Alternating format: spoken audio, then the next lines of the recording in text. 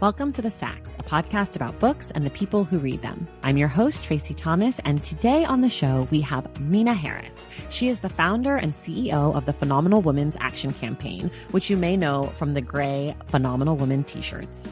She's also the author of a brand new children's book called Kamala and Maya's Big Idea, based on true events from the childhood of her mother and aunt, Maya and Kamala Harris.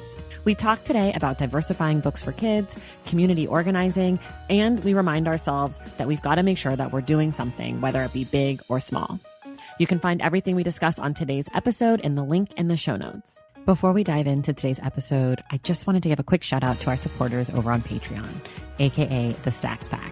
Patreon is an easy way to help me make this show by committing to a small monthly contribution and earning perks like our virtual book club. It's easy and it has an outsized impact on my ability to make the Stacks week in and week out. So with that being said, I just want to give a quick thank you to Katie Lohr, Sherry Maple, Sarah Hibbard, Alyssa Fisher, Meredith and Katie, Danielle Kloster, Megan Clark, Marissa Isengart, Nikki Brown, Stacy Chin, Michaela, and Crystal Dunavant. Okay, now let's talk with Meena Harris. All right, you guys, I'm so excited. I'm here with Meena Harris. Meena, welcome to the Stacks. I'm so excited you're here. Thank you. I'm excited. We were just talking about how we haven't seen each other in forever. So it's amazing. I guess we're still not seeing each other, but to connect virtually after all these years. So thanks for having me. So for everyone who probably doesn't know, besides maybe like my brother who might possibly be listening, Meena and I went to high school together. Yes. So we're both Oakland girls, Bishop O'Dowd Dragon alumni. You're the second Dragon alumni on the show, and the other Dragon alumni, Jessie Bird, also a children's book author. No way. Yeah. I'll have to check that out. Or check her out. I had no idea. It's a he. Boy, Jesse. Oh, sorry, Jesse. But it's okay. But you should. He has a cold. What year was he? He's a year younger than me, so that's 05. Okay.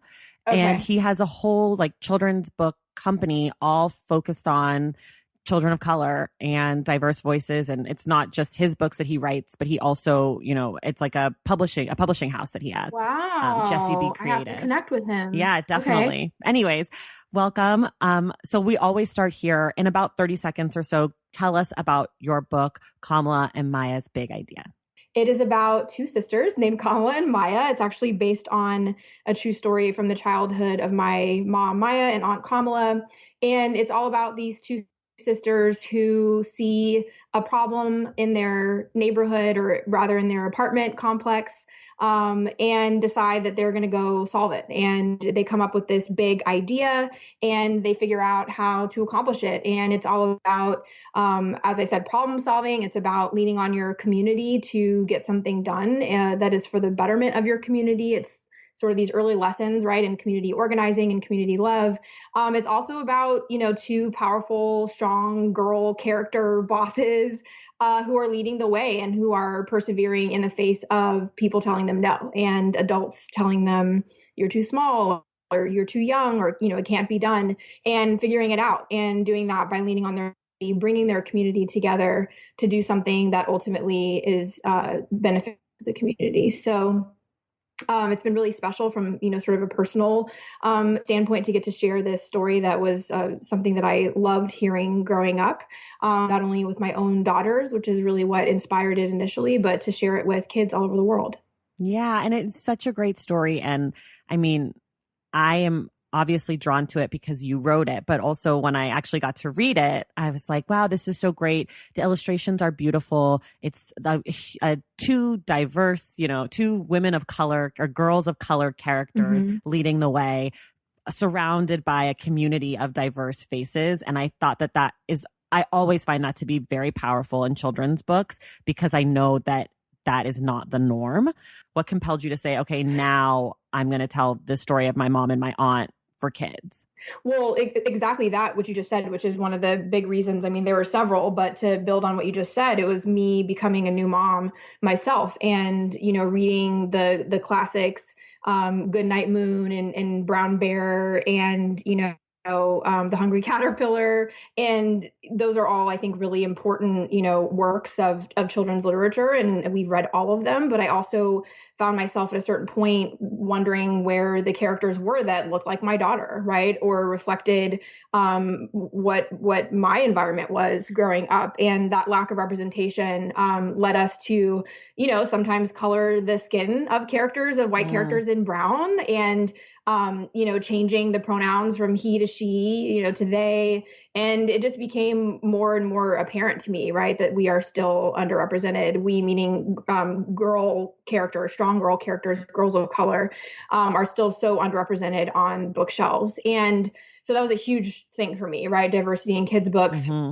And then the other, as I was reading them as a new mom, one thing that I think is interesting and that I feel grateful for is that my older one was born around the same time that you did see this sort of burst of what you might call like feminist children's literature, right? Rad Women from A to Z, Rebel Girls, A is for Activist was a big one that a lot of like my parent friends were gifting to each other.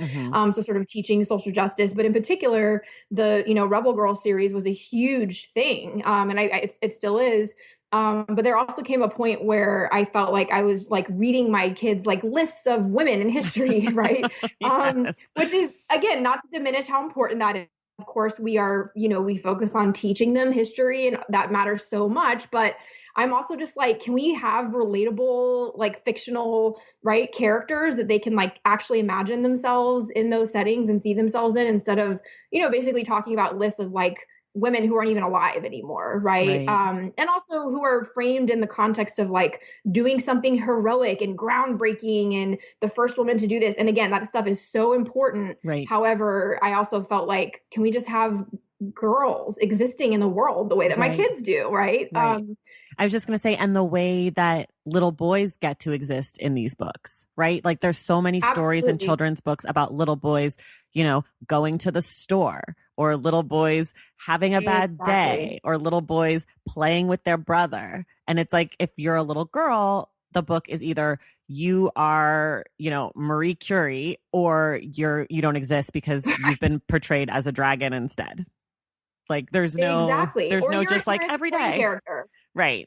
Exactly. It's not just sort of like existing. One of my friends, I found this to be a great way to put it, which was she had like messaged me about my book and said, thank you for just, putting these regular relatable characters into the world. Her son is half Chinese, and she said likewise that she just wants a book that has a, Chinese main character that's not about like Chinese New Year, right? Like this is just sort of relatable existing in the world without it having to be like an aggressively like, in your face book about diversity or culture, right? And I think we're seeing this in lots of different places in terms of the progress we're making, including, in Hollywood. Why can't James Bond be a Black man or a Black woman for that matter, right? Yeah. So likewise, I felt like, and to your point, the default is a white boy.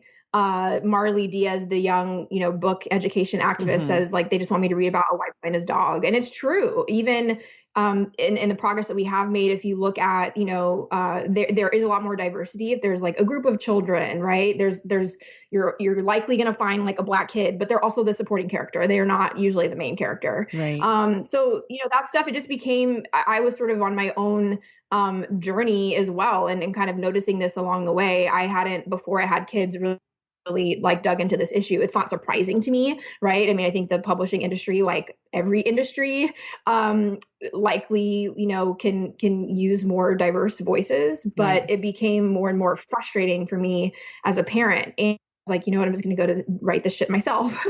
So that was that. Diversity in children's literature was like one huge thing.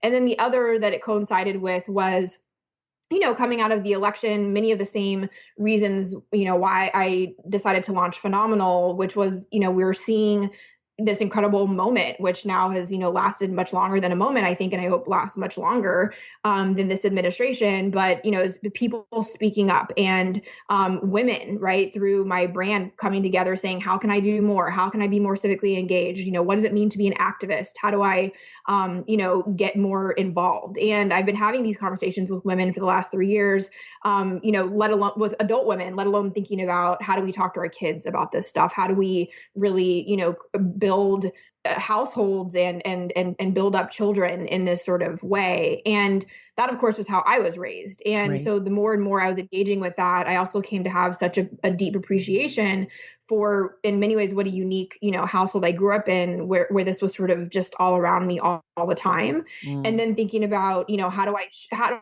one emulate that, seeing what my grandmother did, what my mother did, what my aunt did for me, and how impactful that was, informative it was for me. How do I pass it on to my own kids, right? I appreciate that in many ways it was not only intentional, but some of it was also driven by like circumstance and necessity, right? To sort of be around the work constantly. I had a single mom, basically single grandma, so just sort of around us all the time. And I think often about, how do I give that to my daughters, even though, we're in a different situation where we have a lot of support and it's a 2-parent household and all that. And then also just cherishing those stories, right? And cherishing those values and lessons, and thinking about how do I pass that on to them, and what an extraordinary way it could be to do that through a children's book, not only for them, but for everyone, right? And to really use this to have those conversations. And so in that way, I think of it as not just for children. I think that it really can be something that can guide, parents and how they think about, how we raise our kids in this sort of new era. Yeah, certainly. I mean, I think one of the major lessons in the book is that it's a line in the book, but I also think it's probably, if I was going to say this is the thesis of the book, right? If you do that with children's books, which I don't think you do, but if you do, I would say it's something along the lines of no one can do everything, but everyone could do something. And I'm just curious, is that like a refrain from your own childhood? Is that something that you heard a lot growing up? Because it just is such a powerful, succinct line. It just felt like it really landed with me. So I'm just curious if that's something that you've grown up with, or if that's something you developed on your own recently, or like kind of how that line came to you. Absolutely. It was something that was constantly reminded to me as a kid growing up in that household. I mean, right. So everyone can do something was really the part that was a refrain in my household. And another way of saying it is that, everyone has a role to play. And then further to that, especially in my household and the way I was raised, it was that we have a responsibility, right, to play that role and to step up, no matter how small. You may not be able to save the world, but you can do something, and you have to do something. If you have any bit of privilege or access or, voice, like go do something. And it was really important in sort of those lessons that I was taught, not only what was communicated to me in terms of those values, but it was also to me through action, from the fact that, my mom and aunt were, public interest lawyers, right? They were doing that social justice work. But then even with my grandmother, who wasn't, she wasn't an elected official. She wasn't somebody who sort of had, so any kind of celebrity about her, was just going about her life. But, when we were at the grocery store, taught me that we were boycotting grapes, and that we weren't buying grapes because Cesar Chavez was fasting, right, to call attention to the plight of farm workers and families and their families, and teach those sorts of lessons at the grocery store, right? And other instances of her just showing everyday ways of showing up with your activism. And so that's very much what the lesson is. And it's something that I think, again, when you ask, like, is it something that I came up recently? It's definitely something that I've been building on through Phenomenal, which is that it's something that I talk to adults about all the time, right? Like, it can feel overwhelming. There's just so much happening in the world. There's so much suffering. I mean, even especially right now during this pandemic, right? But where do you start, right? How do you really have an impact? And my answer is that you have to start somewhere. You have to take that first step. You have to commit to, an issue and go for it, no matter how small. And for me, with Phenomenal Woman, it was like putting a slogan, putting an inspiring phrase on a t-shirt. I didn't know where that was going to go, but it felt right. And it felt good in that moment. And frankly, same thing with the kids book. I never had on my bucket list or, my aspirations to be an author. Certainly not a children's book author. This was not something that I had planned to do. It was very much responding in the moment and saying, I'm not sort of seeing what I want to see for my, in terms of what I'm reading to my children, and I'm going to go try to write it myself. Right. And see where it goes. Right. So since it wasn't something that was on your bucket list or something that you thought that you would do, what's the experience been like? Have you enjoyed it? Do you think you'll do it again? Would you consider writing for adults? Like, it's something that so many people, have so many questions about. So I'm curious, as a person who's kind of an outsider to the book world, what it was like for you. Oh man, that's a hard question to ask me right now. I'm sure because you're in the thick of it.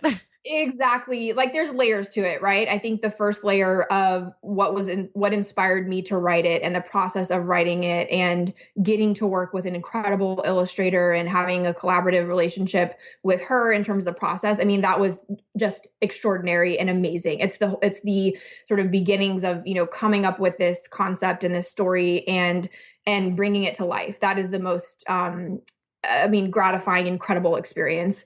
So that's like the first piece of it. Right. The second is, actually getting the book into the world and dealing with, publishing and distribution and like selling the book. And that second half, I have lots of thoughts. I'm still learning the industry, but it is hard. It is hard to sell books.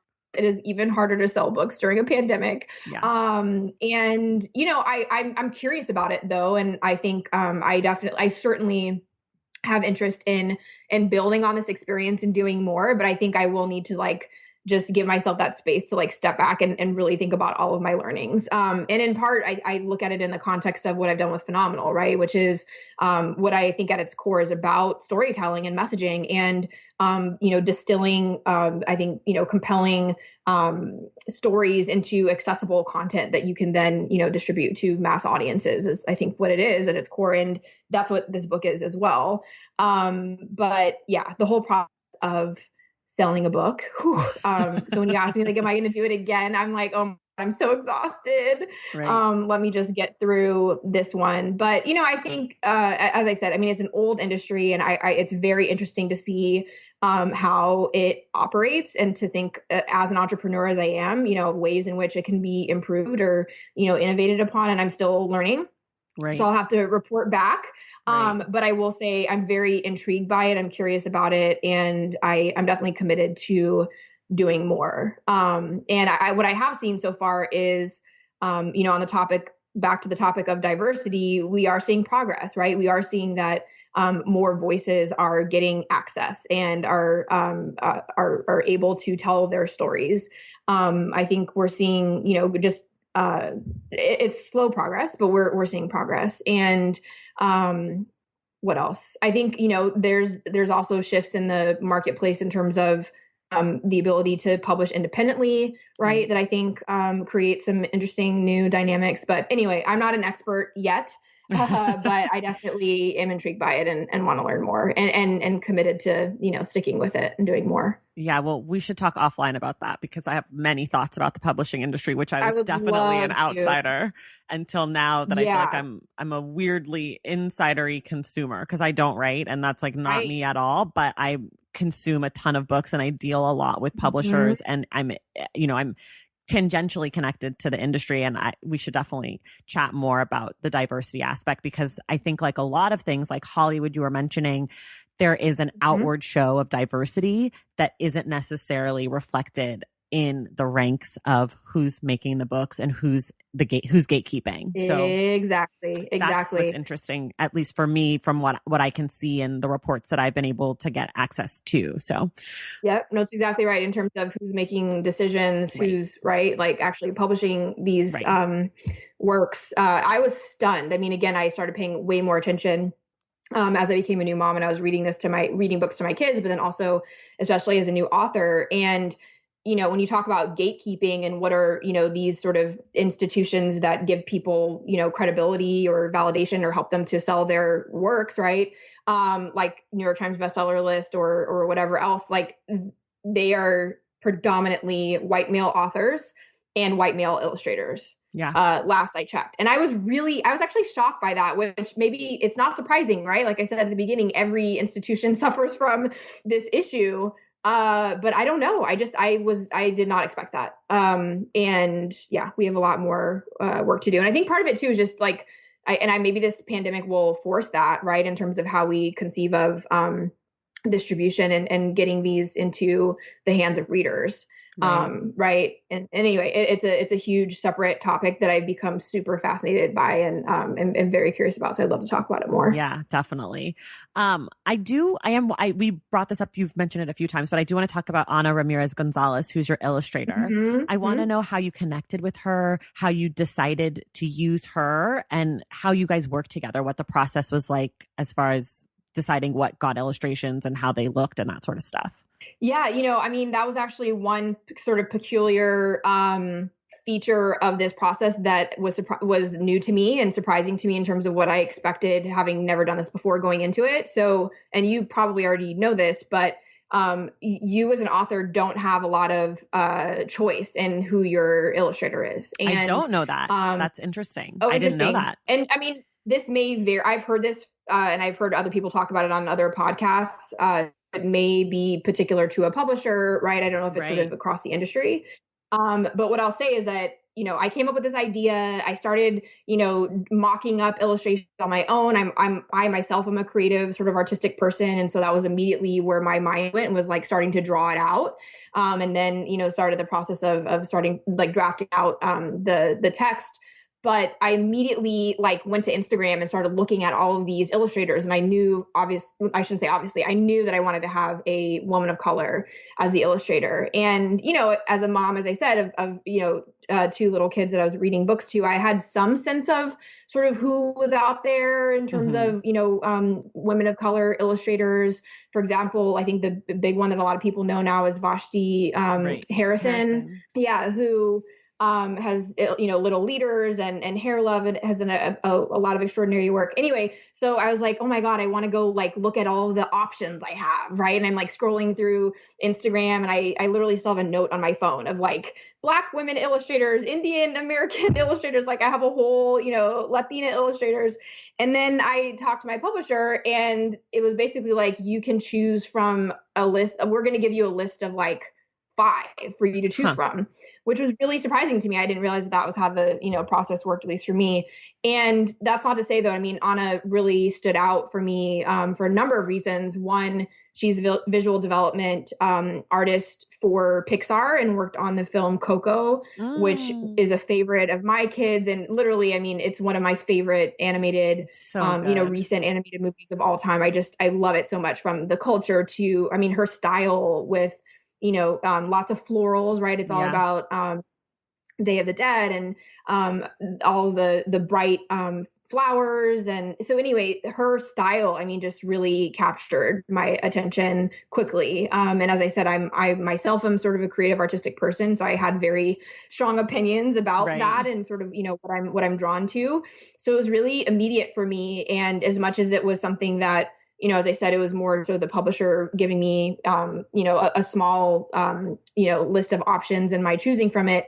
I couldn't have asked for a better illustrator in Ana. And I'm so happy that I was able to discover her through my publisher, because I may not have otherwise. She lives in Oakland, which is where I'm from, where we're from. So that was also very special to me to have also a Latina artist and illustrator was super important to me. So I spoke to sort of the process and how that was, to the extent you have authors, or people who are interested in writing kids' books who are interested in the process. But the outcome is something that I'm grateful for and happy with. Valentine's Day is upon us, and I've got love on the brain. Love for books, duh, of course. Hello. Did you forget what podcast you're listening to? I love bringing you all great reads, exclusive author interviews, and behind the scenes book gossip. But I can only do that with your support over on Patreon and Substack. Our Stacks Patreon community, also known as the Stacks Pack, is where you can go for book club meetups, a private, very active Discord, and a year-long mega reading challenge to help you achieve all your reading goals. Plus, you also get that monthly bonus episode. Now, over on the Substack, you can subscribe to my newsletter, Unstacked, where I keep the book conversations going. I also give you a healthy dose of sports and pop culture, definitely some hot takes happening over there. And again, that bonus episode. If you don't have a few dollars to spare, don't worry. There are free options on the Substack and the Patreon to get you a little extra stacks magic. Making this podcast is a total team effort, and by supporting my Patreon and my Substack, you allow me to support my amazing team that makes the show possible every single week. So if you or your friends are looking to meet other book lovers and support this indie podcast, come hang out with me on Patreon, Substack, or both. I would love to have you. And since we're talking about love, you can gift subscriptions to the Patreon and the Substack for that special reader in your life. For the Stacks Pack, head to patreon.com/thestacks. And for the newsletter, head to tracythomas.substack.com. And also, there are links to both in the show notes. Okay, see you in the stacks. What was the hardest part for you writing this book, and what of this book came sort of easily? Yeah, I was just talking about this, and it was interesting to kind of go back and think through the process. The easiest part for me was like mocking up what I was seeing and the visuals, like turning page to page and here's what you see next. And then it goes to this scene, which is funny because I'm like a left brain, right brain person. Okay. I can do both. Okay.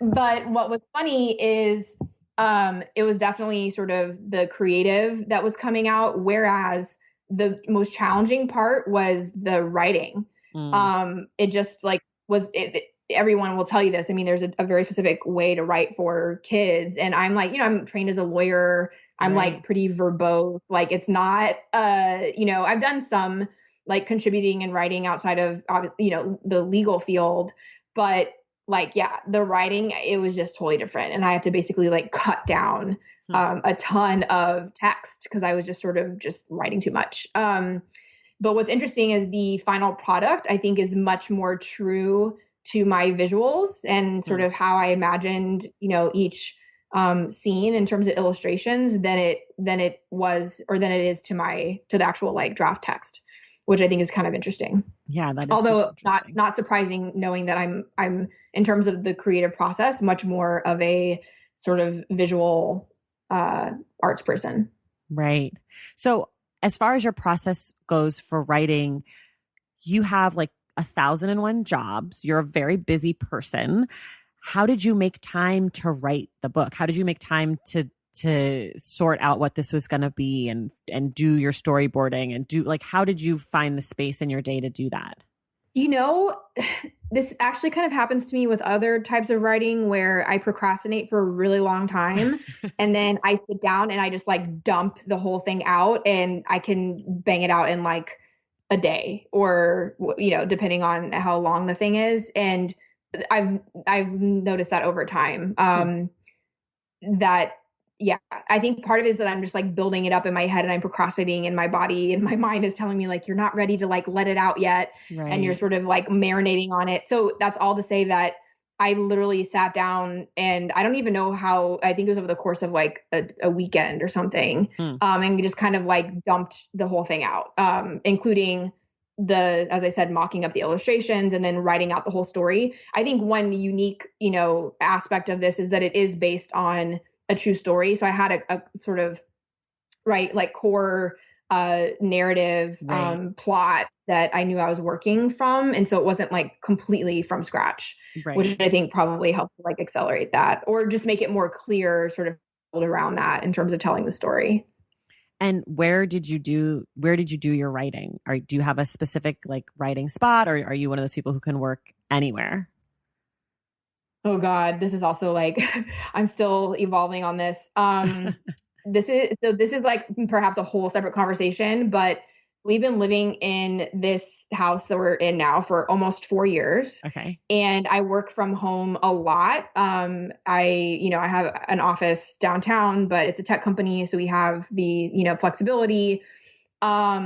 I did not get like a full-fledged, like dedicated space and desk until the pandemic. Oh, wow. And it's life-changing, as anyone I'm sure like that writers will tell you, other, freelancers. Right. But I think part of it is I just hadn't like committed to like thinking about how to create that space for myself. And holy fuck, excuse my language. It's such a game changer. So this is a very, long one. And I have like lots of opinions on that now, but I did not have it when I wrote this. And so I literally feel like I was hunched over on my like couch in our bedroom. Yeah. It was not at all like a dedicated author writer space by any means. And so in that way, I think was like pretty messy in terms of the process. But, you know, I'm obviously that's also where the editor and the publisher play a huge role, right? In helping you to refine that and to really package it in a way that is going to be appealing to readers.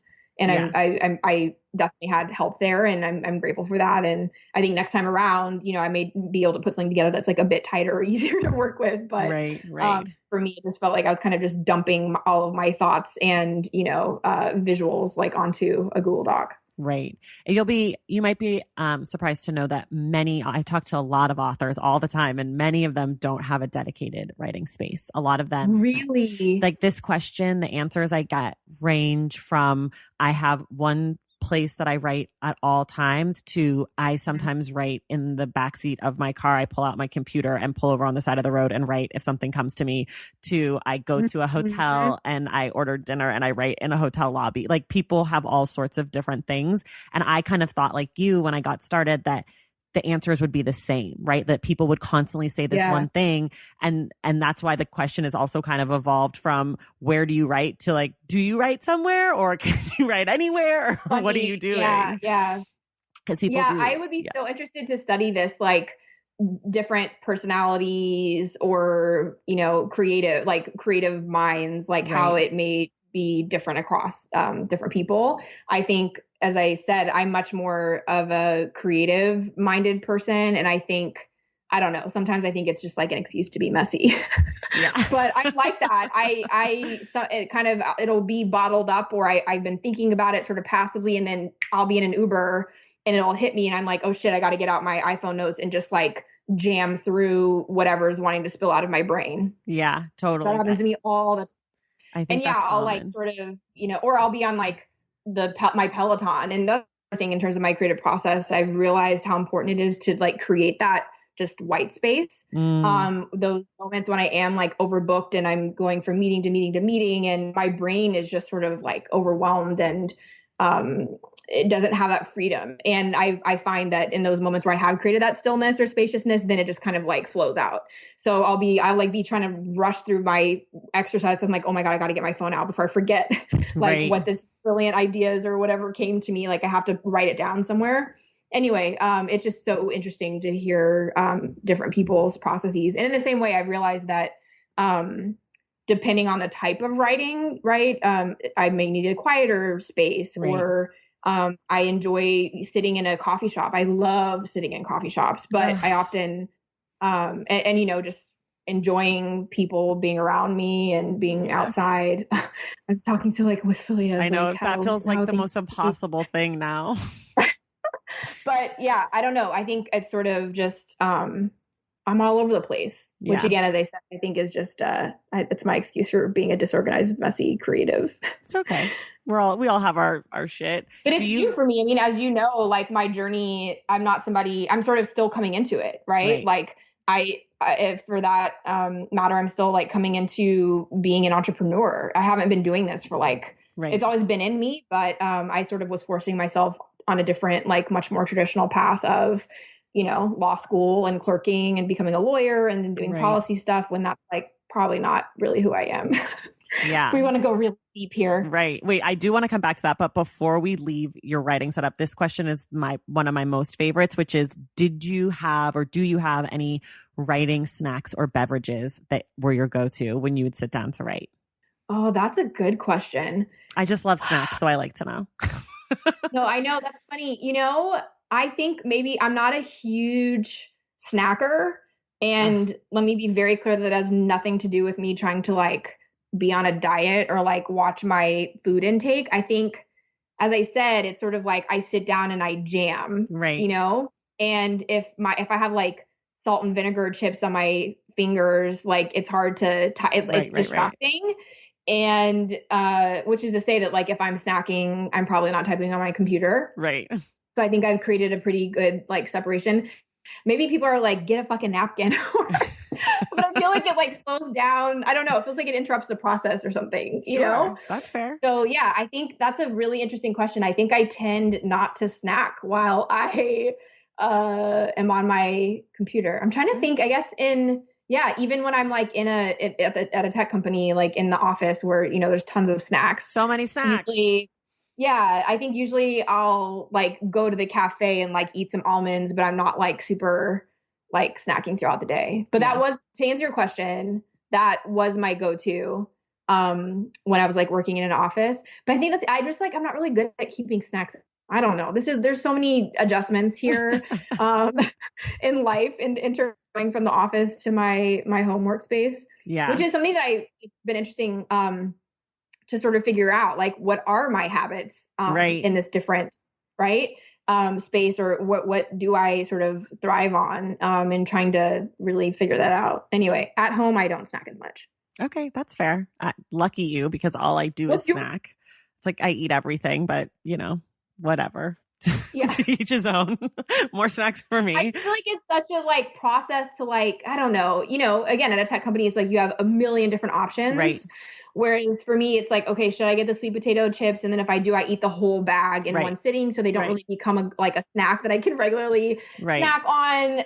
We have goldfish, but again, I'll like eat them in one sitting, or like with a bottle of wine. Yeah. So I don't know. I think I conclude it's like not a very good snacker unless somebody provides snacks to me in snack form, such as my tech company. Right. Okay. I want to go back to your work outside of the book, because I think it would be crazy not to talk about the Phenomenal Woman Action Campaign. I kind of know the origin story, but I guess you should probably tell the people at home who maybe aren't familiar with it. But the people at home, you've definitely seen the shirt if you've been following the podcast, because I'm often wearing it in pictures. It's the gray shirt that says Phenomenal Woman is where it all started. But if you want to tell people a little bit about what that work, and also about the Phenomenal Girl shirt. Yeah. So the gray Phenomenal Woman shirt is indeed where it all started. It was a very, very small idea, and now it's a big idea, right? Building on my book and everything that's come from it. But it initially was a fundraising campaign to raise money for women's organizations, coming out of the 2016 election. I think, like a lot of people, I came out of that thinking, wow, what just happened, and what can I do? How can I be more involved? How can I, speak up and do my part? Again, back to some of these lessons that I hope I'm imparting through the book. And for me, it was creating this t-shirt inspired by the poem Phenomenal Woman by Maya Angelou. If you recall, the election was very focused on women. Mm-hmm. We were going into the Women's March. There were these big, headlines: are women going to step up? Are women going to, do their part? And I was, thinking a lot about that and what I could do in my own sort of space. And I had a smaller t-shirt before that kind of took off in its own way, that was focused on women entrepreneurs. And so I wasn't like new to the t-shirt game. I was able to quickly spin up this shirt, and we were selling them. We launched it on International Women's Day, and we were supposed to sell the t-shirts through the month of March for Women's History Month to raise money for women's organizations. Again, if you remember back then, a lot of people were, and continue to, which I think is an amazing moment that we're in, right? We're hosting personal fundraisers for the ACLU, for Planned Parenthood, right? And so we were doing that too. And I expected to sell, some modest amount of shirts and make a small impact in my own way. And we ended up selling 2,500 shirts on the first day, which was totally unexpected. And it's, the rest is history. I kept, thinking about how can we keep building it? How can we reach people? How can we raise more money? And it kept growing and growing. And so, it started off with that one great. And I remember back then everyone was like, can you make a, different color? Can you do pink for breast cancer awareness? Can you do this for that? And I was just like, I'm sorry, no, like I have a day job. I have this is enough. It's doing well. It's, I'm doing my part. And now here we are 3.5 years later, and we have like dozens of different styles and, all kinds of different campaigns and nonprofit partners. So, I approached it as a community organizer. I approached it as an entrepreneur, and, thought, how can I use this platform, this tangible, really small but concrete thing like a t-shirt, to reach people with important messages around, issues that affect in particular underrepresented communities. And we started off, focusing on women and particularly women of color.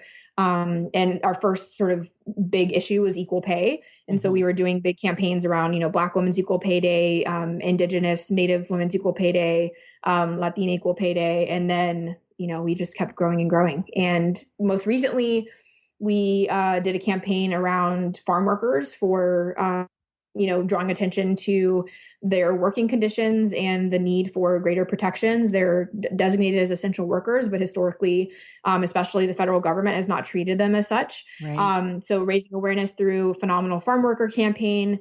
We also did a campaign around the anti-Asian racism that we are seeing coming out of, the pandemic early on. Well, actually, a year ago, we launched a campaign called Phenomenally Asian. It was for Asian American Heritage Month, and we brought that back, right? And the whole idea, too, is how do you take what can be a very serious, complex, and sort of not positive or fun issue, right? Such as racism or pay inequity, and use something like the, Phenomenally Asian t-shirt or Phenomenal Woman t-shirt to raise awareness around those issues, but to do it in a way that is still lifting up and celebrating in a positive way those communities. And I think that's what is really awesome about it. And not only does it, allow folks to, get sort of greater an audience around these issues that impact them that may otherwise have not been paying attention, but it's doing it in a way that's actually celebrating them and also lifting them up. Right. And for people who don't know, I will link to the Phenomenal Woman Action Campaign website in the show notes, of course. But the money goes, like the money from purchasing these shirts goes to support these different organizations through these campaigns, right? Exactly. Yeah. So we've had, at this point, I think like over a dozen different organizations, and we've done different sort of formats. For the most part, we split them across all of our organizations that participate. But we've also done specific campaigns for specific organizations. And, we did, Phenomenal Mother, that was in collaboration with Families Belong Together. It's all about raising awareness around family separation and family detention.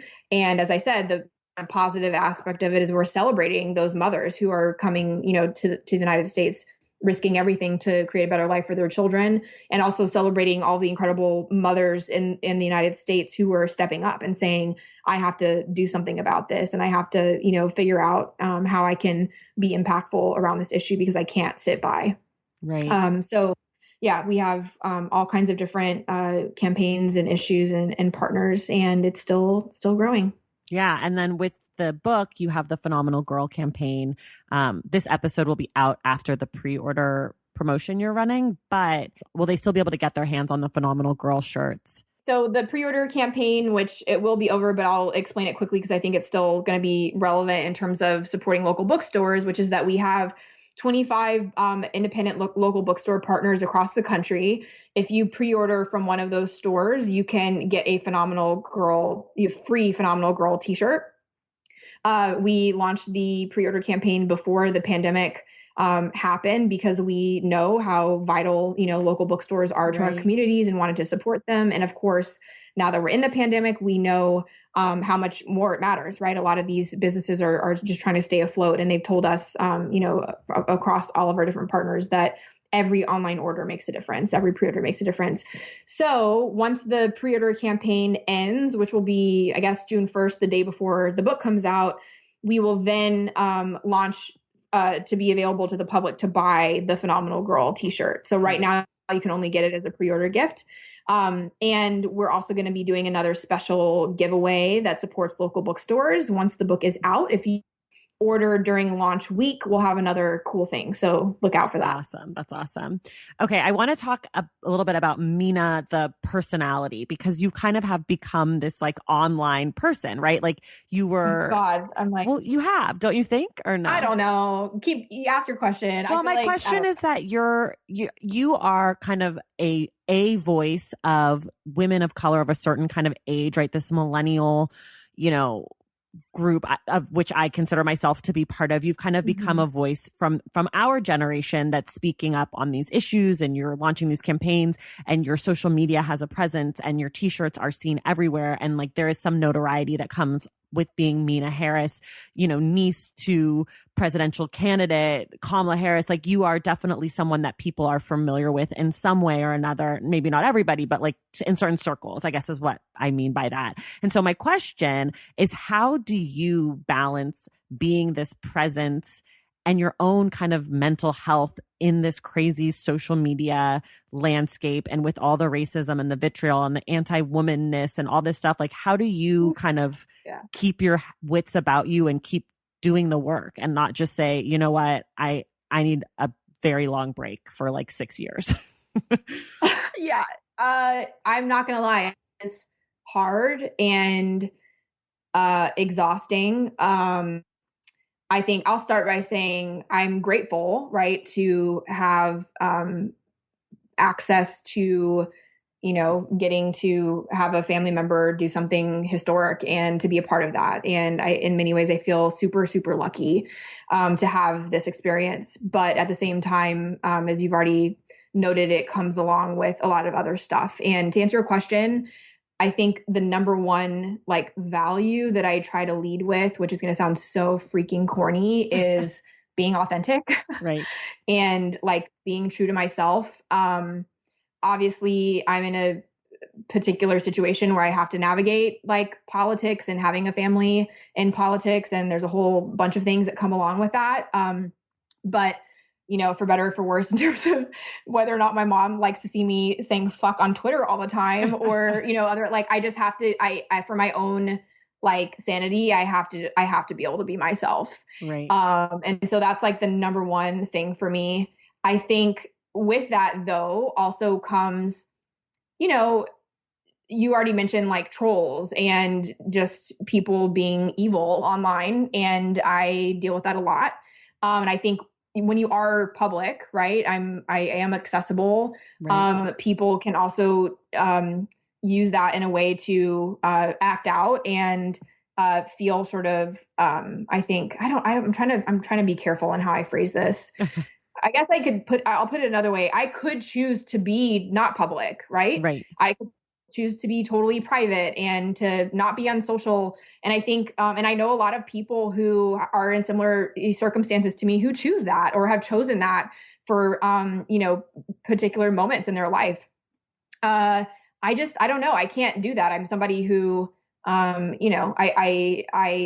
passionate about the work that I do, and I do it separate and apart from, right, my experience of being in this family and being associated with that stuff. And that's my passion. And I'm not going to, it goes to the point of being authentic. Like I'm not going to do something that feels unnatural for me or is not sort of living out my true self. Right. But with that comes, having to sort of juggle all the other not so pleasant things. And to answer your question more directly, it varies day by day. Sometimes I decide that I do need to step away and sort of like log off for that day. Sometimes it means I ask myself, do I want to engage with this person? And sometimes I do. And I like clap back at people. Maybe I'm like in a mood and I'm like, oh, you want to come at me? Like, let's go. And sometimes I text one of my best friends and I'm like, should I engage with this? And they're like, don't you fucking say anything back to that person. I'm like, all right, I won't do it. It's just like, and so I guess I'll say I also feel very lucky to have folks in my circle who I trust and who are incredibly supportive. And who I can lean on in those moments where I'm just like, oh my God, I have to deal with this thing. And, what should I do? Or I'm thinking about, and so having that, I have become even more just thankful for, those friendships and to have that support because, it's kind of just nasty, if I'm being honest, what's happening. And I think when I put myself in the shoes of sort of everyday folks that are also dealing with this, it makes me worried, right? I think I experience it in a much more extreme way, but I think everybody is worried about, getting attacked online. Or I shouldn't even say I know. There was a period where I was doing a bunch of speaking events, and there was 1 week where I had received the same question on a panel like 3 times in 1 week, which was, how do you deal with like online criticism and trolls? And what it suggested to me was that like people were worried about this, right? And I'm sitting up there telling them to speak out and do right and use your voice. And I think a lot of people want to do that, and they're thinking about more ways to engage, but they're also worried to put themselves out there. That's totally valid. So anyway, I think I am concerned about, what's happening online, and every day is different. Yeah. In terms of my own like mental health and how I decide to like engage with it. I'm sure. I have to ask, this is maybe more personally curious. What was it like being so intimately close to a presidential campaign? What's that like? Is it just wild? Like you're with your family and it's also like such a huge moment for the country. What was that experience like? Yeah, it's funny. My experience with it wasn't like totally new, right. I guess is like a weird way to phrase it, right? Like obviously she's running for other offices, higher office. And so I've had the experience of, I've worked on a number of her campaigns, but Attorney General and then US Senate. And then as well, I've worked on other presidential campaigns. Right. And so I think for some people that may just be like a random family member and then their family member decides to run for president. It's like, holy shit, what just happened? Right. It wasn't like and she's also one of my closest family members, of course, so yeah. I forget sometimes that like not everybody has that like relationship with an aunt, and she's like it's like my mom's only sister. Anyway, so in that way, there was a lot of it that I feel like was kind of familiar in terms of things that I've already experienced. But then back, Bill, the last question you asked me, I mean, everything was intensified in terms of all the stuff. And so I think it was constant, inspiration. I was incredibly proud of her. It was extraordinary to see her on the world stage, like doing this. And my God, I mean, that was one of the most incredible, things I've ever been able to have a front row seat to in my life. And it was mixed with like incredible anxiety and it's also scary to see a family member, one of my closest family members, out there like that. So I don't know. I almost feel like it's like being what is it? What's the term? Like a stage mom, or like is that a term? But like you're like, stick the landing, like just get it done, and just like constant like anxiety. But anyway, it's so funny. I also, I'm always, I think the most beautiful things about any election, but in particular, presidential elections, is that if you do view it from the positive of it, like you get to connect with so many incredible people who fucking care and give a damn. And, again, along with that comes a whole bunch of bullshit, but if I'm going to draw out like what the really positive, amazing parts of it are, I mean, it's extraordinary. And it's why I think it's a moment for anybody to have that experience, right? Like go out there, find, a crew of people that are getting involved and go do something. Which is also to say, like, don't just be on Twitter. There's like actual work that you can be doing, and it's extremely important. It's extremely impactful. And you meet really awesome people along the way. Yeah, it's true. I worked on Barack Obama's campaign, and that was a life-changing experience for me. And it got me involved in elections later down the road. Like I've since volunteered on all the, elections, presidential and off-year elections, but it is an amazing experience. So if you're at home and you're feeling like, I don't know, I want to do something, it's super easy to do something. And it's like so rewarding and can be terrifying, but so rewarding. And yeah, as you said, some of my lifelong friends, best friends in the entire world, I worked with on the Obama campaign. I mean, it was truly a life-changing experience. Yeah. Okay. I just have a few more questions for you about writing and the book, and then we'll be done. But this question is always very important to me because I am a terrible speller. So what is a word that you can never spell correctly on the first try? Oh, my goodness. Oh, I know. Okay. Misogynist. Ooh. Okay. Good one. Good one. I can't spell that. Yeah. I can't spell any of the words. Every time someone says a word, I'm like, ooh, that I can't spell that one either. Okay. Last little bit. Oh, so I have to know. You have two daughters who are sisters, and then you have your mother and your aunt. What did the four of them think of the book? What was their response? It's like totally generational, like big jump, but what was that like for you and for them? Yeah, I think for my mom and aunt, I think, just is obviously special. Again, it was nothing that any of us ever talked about, like, oh, it'd be cool if you wrote a book one day about us. Like, this was Right. not, Right. I sort of just said, I think I'm going to go write this book. What do you think? They're like, okay. So they're very, I think most of all, I think that they are proud of me. I think that they, are proud that, I had this idea and I went for it. In the way that my book encourages all of us to do.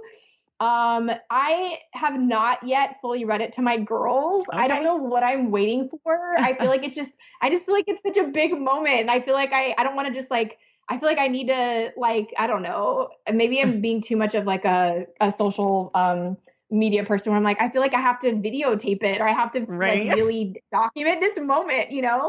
Anyway, so I'm saving it up. I don't know for what. I felt like maybe I should wait until like launch day, which we're Yeah. obviously inching closer and closer, or like day of. But I feel like it's such a special moment, and I have not yet figured out like how I want to do that. Okay. So I have not. I have to report back. Okay. One of the funny things I've been thinking about though is like, they know that it's about grandma and auntie, Mm-hmm. and I'm like, do I change the names to calling the characters grandma and auntie? Because if these kids come away from me reading to the book to them with the real names and start calling grandma and auntie Kamala and Maya, like I'm getting banished I'm getting disowned. Like that is not going to be okay. That's So I so need to funny. figure out a strategy on that. Like, so what's interesting is, I mean, it's not hugely surprising, but my kids know that like my name is Meena, and they know that Daddy is Nick because he and I obviously call each other Right.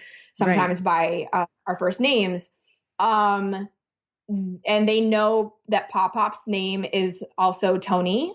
So Okay. that's the grandpa, because they have heard me calling him Tony because I call him Tony. Right. However, they have never ever, as far as I can remember, have ever heard me call like Grandma Maya or Right. Auntie Kamala. And I can't remember what was going on, but I remember I will call her Kamala, which she hates, by the way. Okay. I kind of only started doing it in the presidential campaigns. I'm like, I'm a 35-year-old grown woman. I cannot be referring to you as like auntie. Like that's Right. just Right. not. Right. Right. She hates it. Anyway, there was some brief moment where my older one was like, Kamala, who's that? And I was like, oh my God, she almost like figured out what was going on. Anyway, so they don't know their real names. And if they Okay. do, like shit's going down. Okay. So I need to figure out how to read this I love without that them so figuring out. much. These are my really big struggles I have to like deal with. Oh my gosh. Anyway, Okay. I have so one more question for you, but before I ask it, I just want to remind people at home that the book is called Kamala and Maya's Big Idea. It's by Meena Harris. You can get it wherever you get your books. There are 25 booksellers that Meena is partnered with. I will also link to it in the show notes and everything else we talked about today. And I will link to the Phenomenal Women Action Campaign. I will link to all the stuff. So it's all going to be there for you. And if you like this episode or you like the podcast, please take a moment to leave us a rating and a review. Okay, Meena, last question, and then we'll get out of here. For people who love your book, what are a handful or a couple of books that you think they might also like? They can be children's books. They can be books that you think are kind of in the same vein for adults. Just some things that you think might be exciting for people who read your book or read your book and think it's awesome. I love that question. Thank you. I'm definitely such a big supporter of other authors of color in particular, and others who are just writing incredible books that I think in the same way are sending positive messages to all children around diversity, especially. Hair Love is a big one that was big in our household, and part of that is just teaching our kids about hair care and different hair textures. And that one actually the author Matthew Cherry, who's also incredible, just won an Oscar for the short. So love telling people about that one if they haven't. It would be crazy if they hadn't yet heard of it. But Hair Love is a big one. Another sort of related subject matter is Bedtime Bonnet by Nancy Red, which has been a big one. And I think I want to be clear that these books are much more specifically about Black hair. But I also think that, as I do with my book, that it's important to read these books to non-Black children. Yes. To learn about our differences, right? And how each of us has a different daily routine. And I just think that it's so important that other kids are exposed to this. So Bedtime Bonnet, Hair Love, Sophia Valdez, Future Prez. That's a big, is that big part one of that the Ada Twist scientist? Yes. Okay. Yeah. So we have that whole series. Amara, my older one, was, saying that she wanted to be a president when Auntie was running for president. So that's a big one.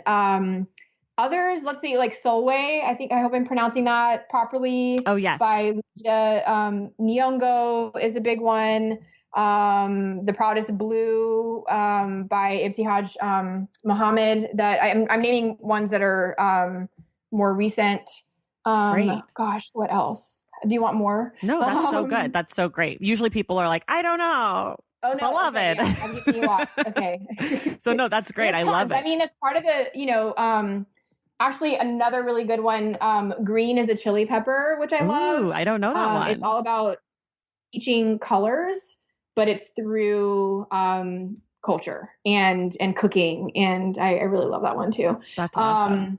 But yeah, I mean, I could go on days, which is to say that, I mean, I'm actually quite proud to be, or I think I can consider myself sort of part of this, I don't know, new, class of authors of color that are putting this sort of children's literature into the world. Totally. And there's been incredible progress made there in the last, I'd say probably like 3 to 5 years.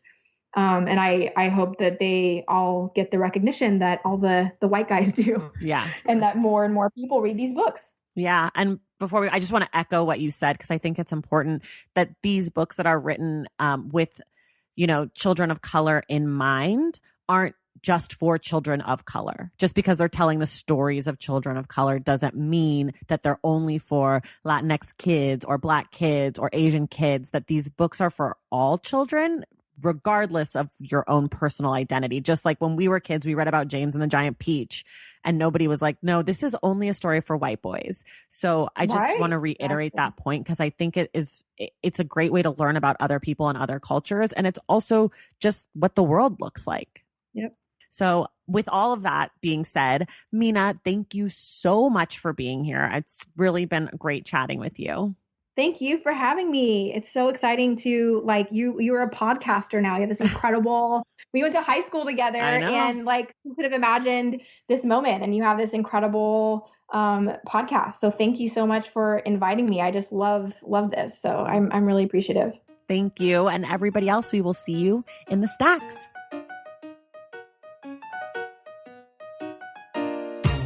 Thank you all so much for listening today, and thank you to Meena for being our guest. Thank you also to Jacqueline Franciscone for helping us facilitate this interview. Don't forget, the Stacks Book Club is reading Breathe by Imani Perry for our July 29th episode, and Kiese Lehman will be back as our guest to help us discuss. Find everything we talked about on today's episode in the link in the show notes. For more from The Stacks, follow us on social media at The Stacks Pod on Instagram and at The Stacks Pod _ on Twitter, and check out our website, thestackspodcast.com. To join the Stacks Pack and support the show, head to patreon.com/thestacks. Make sure you're subscribed to the show wherever you get your podcasts, and if you're listening through Apple Podcasts, please take a moment to rate and review the show. Our graphic designer is Robin McCrite, and our theme music is from Tagiragis. This show was created and produced by me, Tracy Thomas.